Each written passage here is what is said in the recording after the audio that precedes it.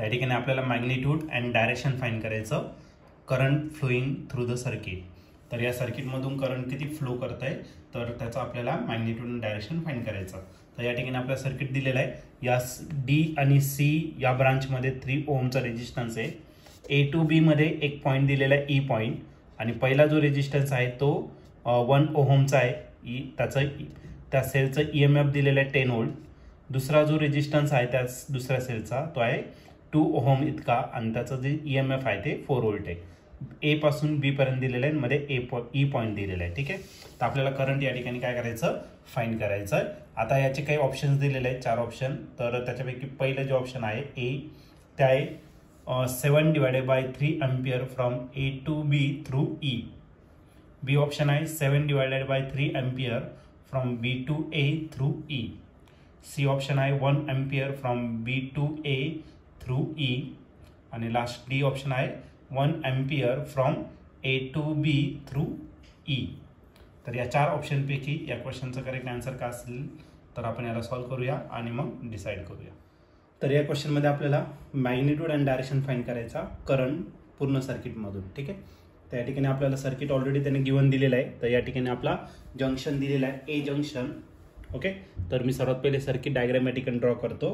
हा दिलेला आहे तुम्हाला ए जंक्शन. ओके, आणि तिथून आपला 1 ओहमचा रेजिस्टन्स दिलेला आहे. हा जो रेजिस्टन्स आहे हा 1 ओहम आहे. त्यानंतर हा निगेटिव्ह टर्मिनल आणि हा पॉझिटिव्ह टर्मिनल, आणि त्या सेलचं जे EMF आहे ते आहे 10 व्होल्ट.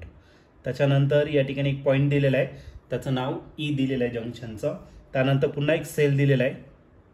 ओके, त्याचा हा पॉझिटिव्ह टर्मिनल आहे आणि इकडं निगेटिव्ह, आणि त्याचं जे पोटेन्शियल आहे ते किती येतं 4 व्होल्ट इतकं आहे. त्याच्यानंतर पुन्हा एक आपल्याला काय दिलेलं आहे रेजिस्टन्स दिलेला आहे, ज्याचं रेजिस्टन्स आहे किती तर 2 ओहम इतकं आहे. त्याच्यानंतर आपल्याला आणखीन एक पॉईंट दिलेला आहे तो आहे बी. ओके, आणि याला आपल्याला एक्सटर्नल सर्किटला रेजिस्टन्स कनेक्ट करायचा आहे, आणि हा जो रेजिस्टन्स आहे हा किती दिलेला तर तुम्हाला 3 ओहमचा या ठिकाणी आपल्याला रेजिस्टन्स दिलेला आहे. या प्रकारे तुम्हाला सर्किट दिलेलं आहे. या पॉईंटला डी नाव दिलेलं आहे आणि या पॉईंटला सी दिलेलं आहे. ठीक आहे, असे आपल्याकडे सर्किट आहे. तर आपल्याला विचारलं की या सर्किटमधून करंट किती पास होणार आहे ते आपल्याला फाइंड करायचा. आता या ठिकाणी जर तुम्ही 2 सेल जर बघितलं तर तुम्ही ऑब्झर्व कराल की हा 10 व्होल्ट आहे आणि हा 4 व्होल्ट आहे, आणि करंट नेहमी हायर पोटेन्शियल रिजनकडून लोअर पोटेन्शियल रिजनला जातो. म्हणजे आपला जो करंट याच्यातून पास होणार आहे तो या पॉझिटिव्ह टर्मिनल पासून स्टार्ट होणार, याला ओव्हरकम करून तो पुढे निघून जाणार, मग या डायरेक्शन आपला करंट करणार आहे फ्लो होणार आहे. ओके, आणि करंट किती पास होणार आहे सपोज आय इतका करंट याच्यातून काय होतोय पास होतोय, आणि तोच आपल्याला या ठिकाणी काय करायचा फाइंड करायचा. मग या पूर्ण लूपला आपण काय करणार आता किर्चॉफ्स व्होल्टेज लॉ KVL या ठिकाणी अप्लाय करणार. मग इन लूप, त्या लूपचं नाव घेऊन टाकू वाटलंच तर. इन लूप इथून चालू करू ए पासून AEBCDA AEBCDA by KVL, by using KVL Kirchhoff's voltage law आपल्याला या ठिकाणी यूज करायचा. ए पासून तर ई पर्यंत जर तुम्ही लूप घेतला किंवा ब्रांच घेतली तर अकॉर्डिंग टू डायरेक्शन आपण इथं साईन पण देऊन टाकू. आता करंट या डायरेक्शन फ्लो होतोय म्हणजे या ठिकाणी प्लस साईन येणार, या ठिकाणी मायनस. सिमिलरली इथे प्लस येणार, इथे मायनस करंटच्या direction.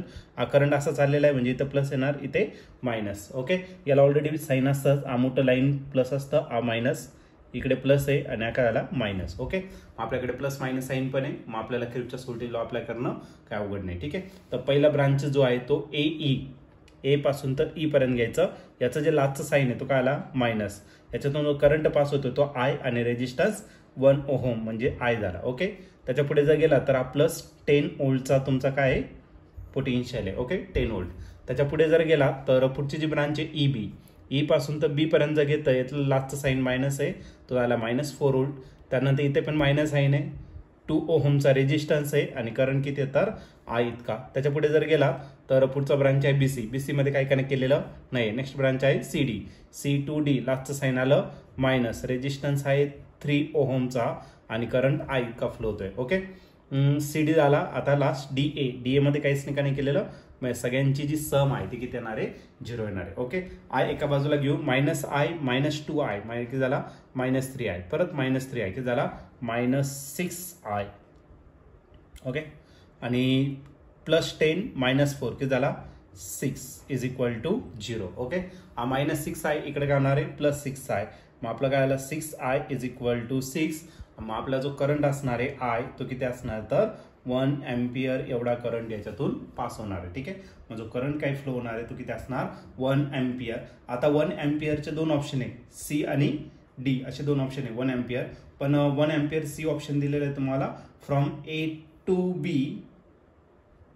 1 ampere from B to A दिलेला आहे, बी टू ए दिलेला आहे. आता हा करंट आपला बी टू ए ने चालला, आपल्याकडून चालला ए पासून बी कडे चालला, म्हणजे सी ऑप्शन नाही असणार आहे.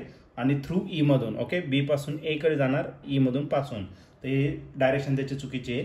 तर डी ऑप्शन मध्ये 1 एम्पियर दिलेला आहे फ्रॉम ए टू बी, ए पासून बी कडे, राईट आहे. आपण जी डायरेक्शन घेतली ए टू बी घेतलेली आहे. आणि थ्रू ई मधून ए पासून बी ला जाताना ई पण असतोय. तर या ठिकाणी ऑप्शन जर तुम्ही चेक केलं तर ऑप्शन नंबर डी जो आहे तो आपला या ठिकाणी करेक्टली मॅच झालेला आहे. मग या क्वेश्चनचं जे आन्सर असणार आहे ते ऑप्शन डी. ऑप्शन डी म्हणजे 1 ampere current flowing from A to B through E. Okay, तर डी ऑप्शन एक करेक्ट आन्सर आहे.